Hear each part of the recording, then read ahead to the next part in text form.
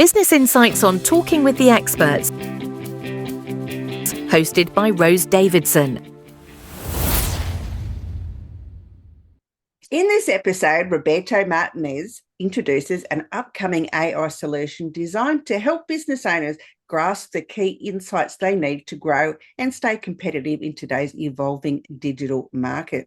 Now, Roberto is who is looking to thrive in the digital age, and he's going to share some insights that he can bring to the table. He runs over 500 marketing and entrepreneurial workshops since 2017, helping businesses to grow. He leads Braven Agency, a digital marketing agency, and SMRTS, a business intelligence AI company, where they help businesses scale with cutting-edge solutions.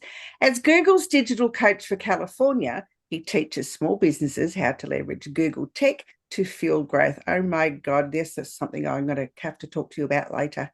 He also launched optimized a program designed to help businesses sell online during the pandemic.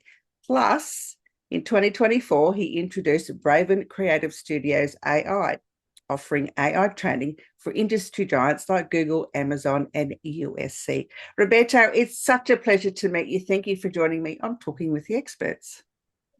Hey, Rose, great being here. Great talking to you and your audience. Happy to be here. Wonderful. Tell me, how did you get into all this AI stuff after being with Google?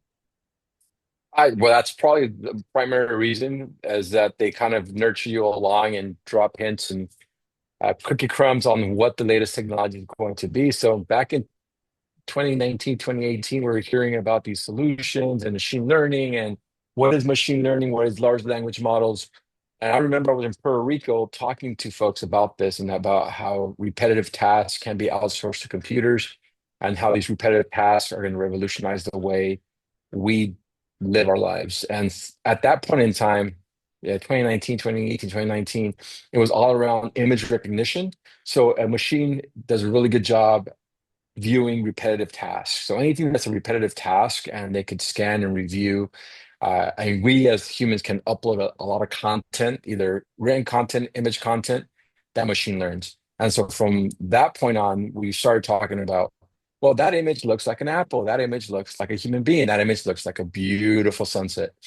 And what does that mean? Well, in practical terms, think about a radiologist and what he does. Where does it hurt? Where's the potential break in the bone, or if you have some kind of tumor, they're viewing that X-ray or that MRI. If you have hundreds, if not thousands or millions of images, you could train the machine to identify that way faster and with a higher predictability than a human. And so that was what was happening in 2019. And then fast forward to 2023, post-pandemic, we started realizing we need to get businesses online. How do we do that? How do we help them? How do we help them grow? There's search and there's AI, and how do we marry the two to make sure we have a human that can review the work that the AI tool is doing to provide maximum impact and growth and revenue and operational excellence. Yeah, it's really important too that that we adopt this new technology. I mean, there are people that are absolutely terrified of it. And I don't understand why. I think it's helped me in numerous ways, to write show notes for the podcast. And it's helped me in other ways with the podcast, like, if I've written an ebook, which I've just completed a 16-book series and launched them today, it's helped me to like polish it up to make sure that it's it's good for human consumption, and it's got all the right information and I haven't missed anything. So I don't know what people are frightened of it. I don't believe it's going to be taking jobs away from people. I think we still need that human connection. Well, there's a couple pieces that I love to pull on, a couple threads. I think you're right in that all we have to fear is fear itself. And there's definitely some, at least from my perspective, I was definitely afraid once I started seeing the true capability. I'm not a Luddite by any stretch of the imagination, but there was definitely fear. And I was talking to one of my mentors, and she runs the program, and she was telling me, well, Rob, it's not you who needs to be afraid of the AI. It's the people who are using the AI that you should be afraid of. It's other competitors, other business owners who are adopting the solution faster than you are as a business owner, and then they're going to eat your lunch. So it's not the AI is going to take over the world, it's those other businesses. So on that piece, that really made a lot of sense to me. So I'm like, okay, well, now this is like a race, it's a competition. I could get into it. I used to play sports. So I started seeing it in that lens, and that helped me quite a bit. On the second piece, in at least in where I'm standing from, the industries that I live in and play in the States, in the United States, you are seeing a lot of replacement happening right now, a lot of workforce crunching and kind of shrinking. And some larger software tools, and we're talking Salesforce and Cisco, and these big players are shrinking their workforce because they can't replace their talent. And I don't like to focus too much on that, but I think there's going to be somewhat of a disruptive within the white collar industry. And that's what we're going to see in the next 2 to 5 years. But the place that I do agree with you and Rose, and where I think we have a niche, is exactly where you said the value add, the ability to take what the AI tool has given us and add our own magic sauce, our own authenticity, connecting to that piece of knowledge and adding our own spin on it. It's what's going to make and break business owners and user of the AI tool. And so I agree. It's time for us to be a little bit more authentic. Yeah, I think so too. And we can. Oh, I mean, I think AI or some type of AI has been around for a long time. I mean, look at the CRMs that have been developed over the years. They have some sort of automation part to them, and I do believe that even though that ChatGPT and all of those other engines now, are sort of fairly new, but I think AI has been with us for a fairly long time. We've just not I really mean, realized. oh yes, and any streaming service that you have, I'm a big junkie of YouTube. They're learning what you like, and you get stuck in a bubble in the feedback loop because I'm a big history junkie. I'm one of those guys that lives on YouTube and Roman history, and so it keeps feeding me videos on Roman history because it's learned my preferences. Same thing with banks. Banks have really been early adopters because of fraud prevention and understanding and realizing, hey, why are you depositing this check or trying to withdraw money at 3 o'clock at night? It's not very typical of you. So anything that's repetitive I mean, bots, AI bots have been with us, chat bots have been with us forever. And so it's lived among us already. We just don't really realize it. Yeah, absolutely. And I think, podcast editing software, that's been around for a long time, and that uses AI, whether we like to admit it or not. I mean, it's still, it reads the video or listens to the audio, and then it picks out the transcript of it without, you having to really lift a finger to do anything. So, it has really been around. And I've been podcasting for 5 years, and it's been around for that long that I know of anyway. So Congrats, Rose. That's impressive. thanks. I just recently won an award for podcast of the year. So yeah, I really, really appreciate that. You should be very proud of yourself. It's sometimes we have to stop and appreciate our wins. So congrats. Thank you. Yes, thank you for that. Okay, how can we find more affordable solutions and strategies for small business and medium business owners? Yeah, so what I always tell folks is start with your pain point. We need to know what we're running away from, and need to know what we're running towards. And those are the two polar pulls and pushes that we need to think through when it comes to business ownership. It's where does it hurt and where do I succeed and when? And once you identify those two things, it could be what we call problem statements or how do I get over the horizon, what I see over the horizon. Then we create those problem statements and we can use the Geminis, the ChatGPTs, the multimodal AI tools to really solve and answer some of those questions that we have and some of those opportunities that we might be missing out on. I was just yesterday I was playing with our team and we created these really cool songs. We created our own song for our agency and our AI tool. And it was such a great song. We started rocking out. We spent like an hour just creating songs using AI and in English and in Spanish and emos music, hard rock, a ballad. It was so fun. So it's just depending on where the pain point is or where the opportunity is, you use that problem statement and then you lean into AI to discover the solutions. Now there's a ton of them. There's low hanging fruit. I live in the creative space, so for us, it was Canva was a big godsend. But I think operationally, not I don't mean to get boring here, but just understanding your operations. I always think Henry Ford assembly line. What's the first thing, second thing, third thing, fourth thing, and just go down the line, understanding your operational workflow. And then where's the repetitive task where I could use an AI tool to streamline this and shorten my hours to delivery. We've done that with branding, we've done that with logos, we've done that with style guides, with social media posts, with social media ads. And so something that takes 10 hours now takes us 5 hours, but each user case is unique to their specific business. And the first thing we start with is let's humanize this thing, let's make it very easy to understand what's the steps, and let's see where the AI tool can jump in there and expedite our process.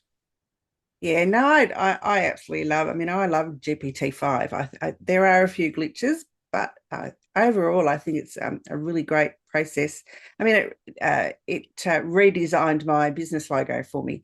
I just gave it my old one, Wow. and it came up with a new one, and it's beautiful. I love it. It's concept and made it all gorgeous. So.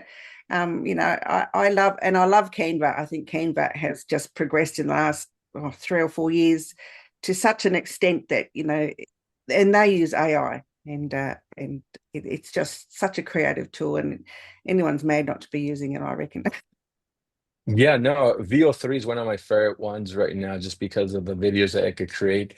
VO3 is within the Gemini tool, so Google has its own AI tool, and you could create videos. So I take images of myself and I have it speak Mandarin, I have it speak Vietnamese, I have it speak Spanish and French, and it's me talking in these different languages. So creating avatars, especially for folks who are in the HR space, is fantastic. There's some great companies out there, Colossian, one of them, where you can literally create your own avatar. And then let's say you're training up a workforce or onboarding someone or offboarding someone, using those avatars to create the work and run the meeting for you makes the experience that much more agreeable. And it saves up time. So you don't have to be in those meetings training and onboarding your new employee base or your new client.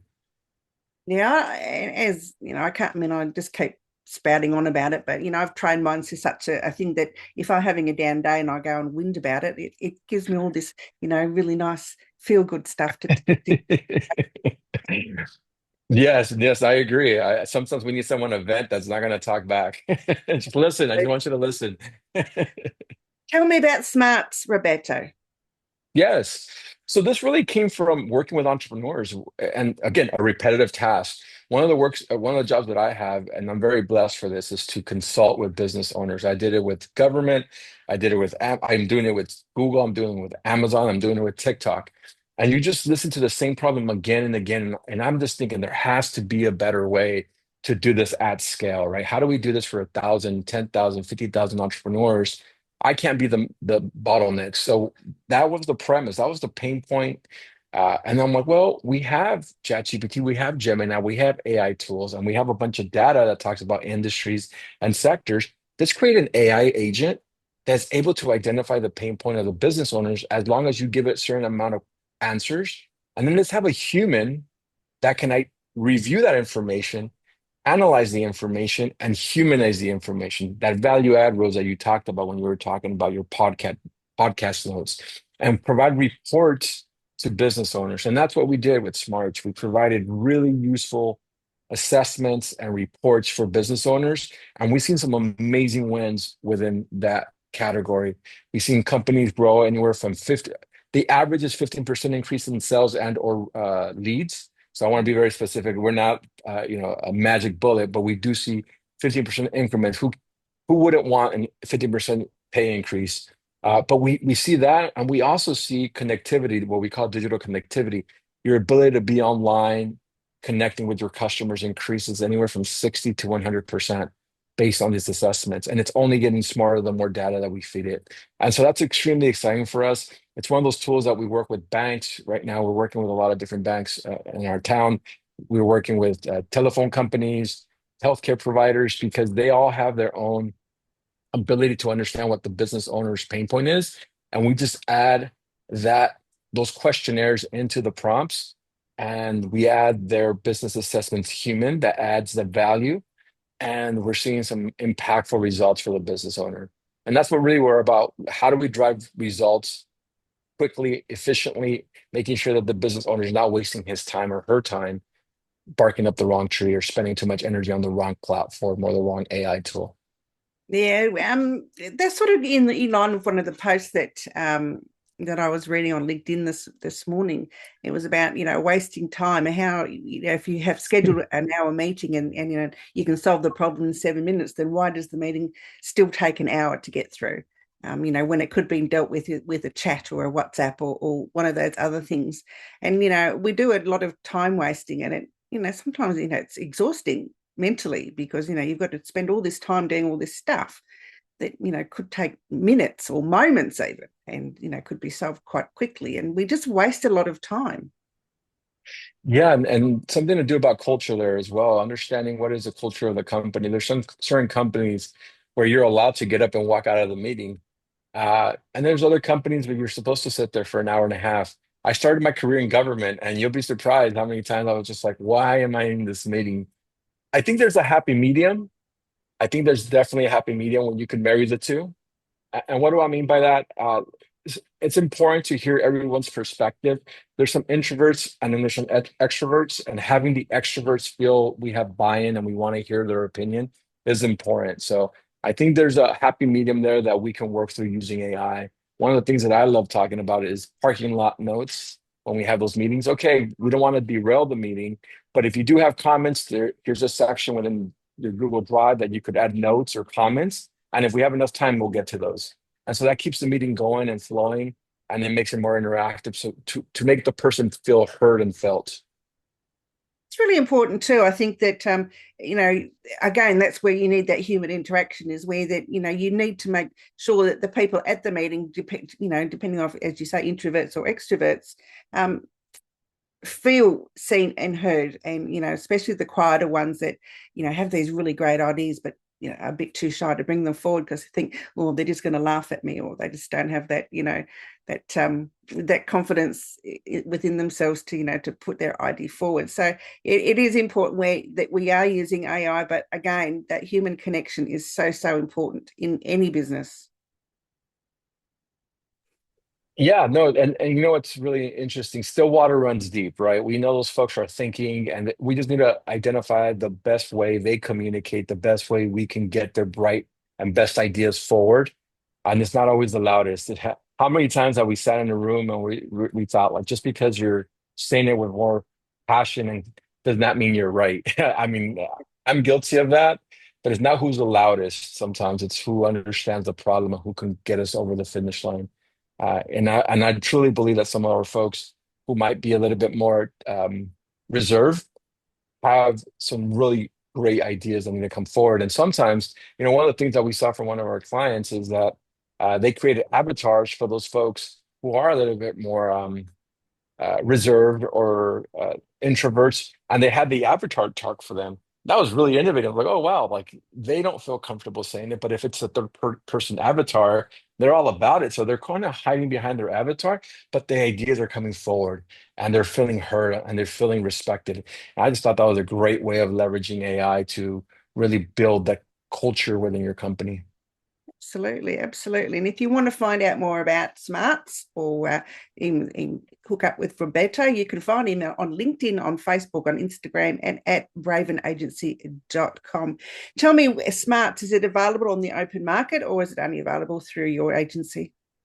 Yes, you could go on there. We're giving away free assessments, smarts.co. We're rebranding right now. Very excited for it. We have two big national conferences where we're rolling out the product. We have some big corporations which we're empowering in the back end with the product. And it's just at the end of the day, really, we create this tool to help businesses, entrepreneurs know where it hurts and how to fix that problem. Wonderful. All right, so go and check out Braven Agency or smarts.com, and we can find out all about the new software. Roberto, it's been an absolute pleasure. Thank you so much for joining me today. A pleasure's mine, Rose, and congratulations once again on the award. 5 years is quite a long time. You're getting ahead of the ball when it comes to podcasts. It feels like everyone has a podcast now, but you knew it was going to be a great hit. So kudos to you. Thanks so much. Bye-bye for now. You've been listening to Talking with the Experts with Rose Davidson, the podcast that brings you real stories, bold insights, and strategies that work. Be sure to subscribe on YouTube or your favourite podcast channel so you never miss an episode, and dive into our full library anytime at talkingwiththeexperts.com. Until next time, keep learning, keep growing, and keep talking with the experts.